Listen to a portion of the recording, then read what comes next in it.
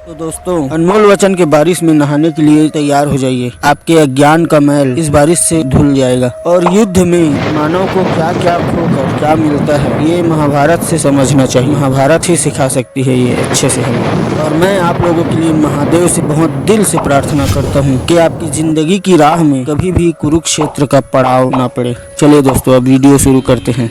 इतिहास जब कोई मोड़ लेता है तो कोई भी शक्ति उसे वो मोड़ लेने से रोक नहीं सकती। विजय जिन दामों मिले सस्ती होती है। नीति ये कहती है कि वर्तमान में अतीत की छवि को देखना ठीक नहीं है। संधि की सीमाएं पार करने के उपरांत ही युद्ध आरंभ होता है, और जब युद्ध आरंभ होता है तब फिर संधि नहीं होती, तब केवल विजय या पराजय होती है। युद्ध के दौरान राजा का राज्य से बाहर निकलना उचित नहीं होता। आंखों पर पट्टी बांधकर किसी भी शूरवीर को रणभूमि में नहीं उतरना चाहिए।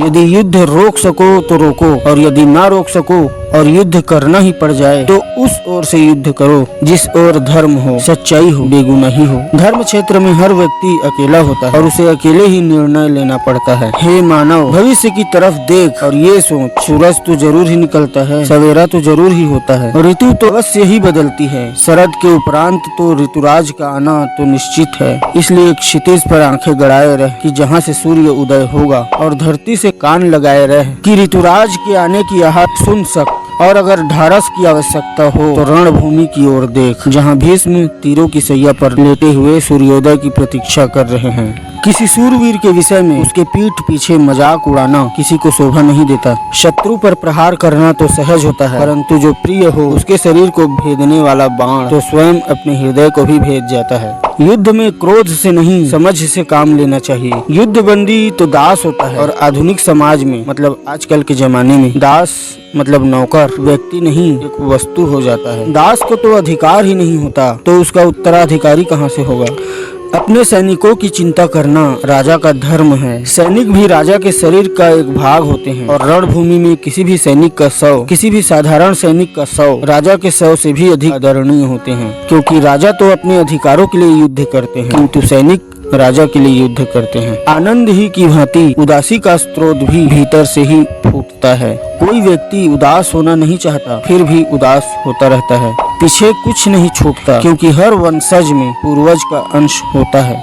अश्लील वास्तविकता से कोई भाग ही नहीं सकता, क्योंकि ये वास्तविकता आपकी है। इतिहास के पुल के नीचे से समय का जो पानी बह जाता है वो बह जाता है, वो पानी फिर लौट कर नहीं आ सकता। जब भी पिता अपने पुत्र को या पुत्र अपने पिता को मातृभूमि से अधिक महत्व देगा, तब रणभूमि अवश्य सजेगी, लहू की वर्षा अवश्य होगी, शवों के ढेर अवश्य लगेंगे।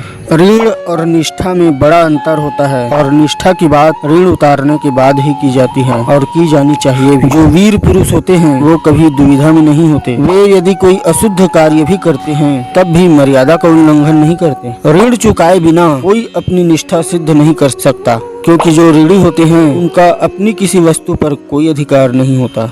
मित्रों के बीच क्षमा याचना के लिए कोई स्थान नहीं है। जो प्यार करता है, जो इज्जत करता है, उसे समय आने पर प्रश्न करने का भी अधिकार होता है। युद्ध हमारे हाथ में होता है, किंतु युद्ध का परिणाम हमारे हाथ में नहीं होता। रणभूमि में इस किंतु शब्द का बड़ा महत्व होता है। एक महारथी को एक साधारण सैनिक से ऊंचे स्वर में बात करना शोभा नहीं देता। प्रेम कला की ही भांति युद्ध कला में भी व्यूह का बड़ा महत्व है।